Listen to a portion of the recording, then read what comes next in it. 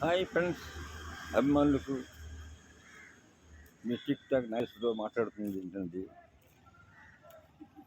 నేను శుక్రవారం నాడు 2వ తారీఖున తిరుపతి వెళ్తున్నాను. శనివారం నాడు తెల్లవారుజామునే 4ంటికి దిగుతాం.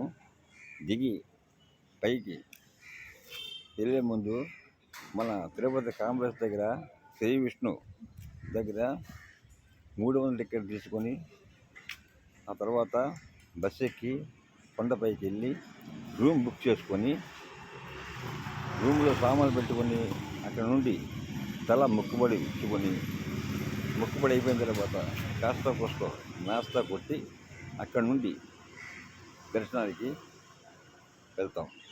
వెళ్ళి ఆదివారం నాడు సాయంత్రం